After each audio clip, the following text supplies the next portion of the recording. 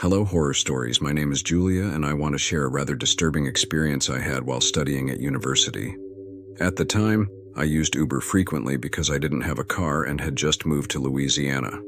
I had my small dog with me, so it was usually no problem taking her on Uber rides. One night, I remember it was Friday, we met for dinner at a friend's house across town as we were approaching the end of the academic year. When I left around midnight, I didn't want to take public transportation alone with my dog to get home, so I ordered an Uber. I got into the back seat behind the driver, and immediately my dog started barking in an unusual way. A mix of howling and barking. She started shaking, and I tried to calm her down, but it only got worse. He had never behaved like this before, and he didn't know what was wrong with him. I was a little embarrassed for the driver because his barking was deafening. As we drove through the deserted streets, I began to notice that the atmosphere inside the car felt heavy, as if there was a strange presence. I looked at the driver in the rearview mirror, and he looked at me with an expression that seemed to be hiding something. I apologized to the driver, and after a few minutes that seemed like an eternity, he suggested that maybe we should stop for a moment to see if my dog would calm down. Grateful for his understanding, I accepted. We stopped on a dimly lit street and the driver turned off the engine. I got out of the car with my dog in my arms, trying to comfort her. As soon as we stepped onto the pavement, her behavior changed completely. She stopped barking and trembling, but she kept staring at the car, as if something inside was disturbing her. I couldn't stay there in the middle of nowhere, so I finally got back into the car. Instantly, my dog started behaving very strangely again. The driver sighed and told me an unsettling story. A passenger had died in that same car weeks ago. His wife had requested an Uber to take them to the nearest hospital because her husband wasn't feeling well. During the journey, the man had a heart attack and passed away in the car, right in the back seat that was now empty. Since then, some passengers, and surprisingly also pets, had reacted strangely inside the vehicle.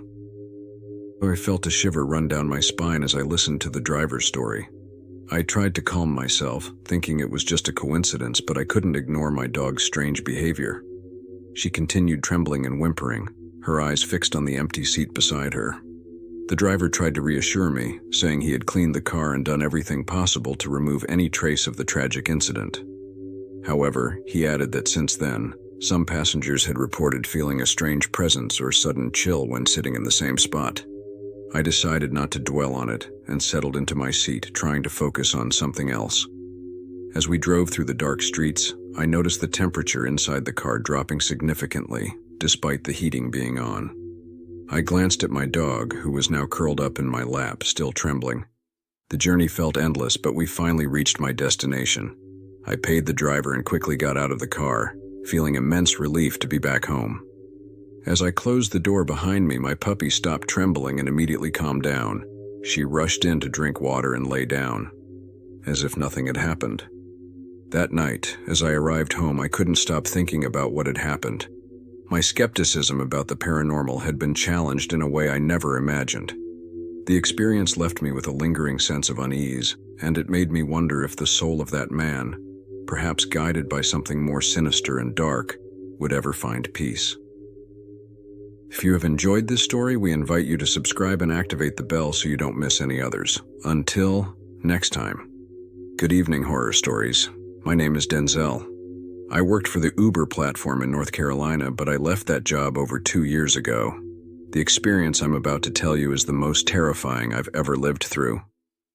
It was an afternoon when I received a ride request from a young man who was outside a well-known restaurant in the area, about 10 minutes from my location. I quickly accepted the trip and headed to the indicated address. It was already getting dark, and I still had a couple of hours left on my shift. As I approached the destination, I slowed down and saw the young man waiting on the corner of the restaurant. I rolled down the car window and asked if he was Jack. He nodded and got into the car. In all my trips, I usually engaged in pleasant conversation with customers to make the journey more enjoyable. I asked the young man where he was from and how his day had been, but he didn't respond. He just stared straight ahead without saying a word. It seemed strange to me that he didn't even look at me, but I didn't press further. I figured he either didn't feel like talking or had simply had a rough day. He was sitting in the back seat on the passenger side. I could see his face through the rearview mirror, He barely blinked, and his penetrating gaze fixed on one point without moving. We were already more than halfway through the journey, and the silence was deafening. Suddenly, my phone rang. It was the guy who had requested the Uber, asking me where I was because he was still waiting for me at the corner of the restaurant. The speakerphone was on, so the passenger sitting in the back could hear everything. At that moment, I hung up the call without saying a word. I was breathless. I turned around, and the guy was no longer there. I didn't understand anything. To be honest, I panicked. As soon as I could, I pulled over the car to try to understand what was happening and process what had just happened. I had always been very skeptical about these kinds of inexplicable stories until that night. I took a deep breath, grabbed my phone, and called him back, apologizing and promising to pick him up shortly. I just wanted to go home. I didn't want to keep working. I was filled with terror, but I still had a few hours left to finish the shift, and I didn't want to leave that guy alone waiting there. The journey lasted just 10 minutes, but each second stretched as if they were minutes, and the minutes felt like hours. I began to notice that the atmosphere inside the car became heavy, as if I were surrounded by a dark energy. The sound of the car engine became deafening in the oppressive silence. I tried to focus on the road, but my hands were shaking slightly on the wheel. Every dark alley and every shadow cast by the streetlights seemed to hold something more than the simple darkness of the night. As I approached the corner of the restaurant, I began to slow down. I couldn't believe what my eyes were seeing. Once again, the same boy who minutes ago had been sitting in the back seat and then disappeared. As my heart pounded in my chest, the boy stared at me with a blank, piercing gaze. His presence in the corner of the restaurant left me paralyzed, unable to move or react properly. After what seemed like an eternity, I finally gathered enough courage to quickly leave the scene. As I drove away, I couldn't help but look in the rearview mirror, and the boy was still there. At that moment, I decided that my shift was over. Driving home, I tried to contact the guy who had called me, but I never heard from him again. When I got home, my wife, surprised by my early arrival, asked me what had happened. I told him all the details, and his expression became more serious, reflecting the same bewilderment that I felt. After I finished my story, there was a tense silence as we both tried to process what had happened. My wife took my hand, conveying her support in the midst of confusion. Together we reflected on possible explanations for the events, but none seemed satisfactory. The feeling of discomfort lingered in the air, reminding us that there were still many unanswered questions. After a while, we retired to rest, but neither of us could fall asleep easily.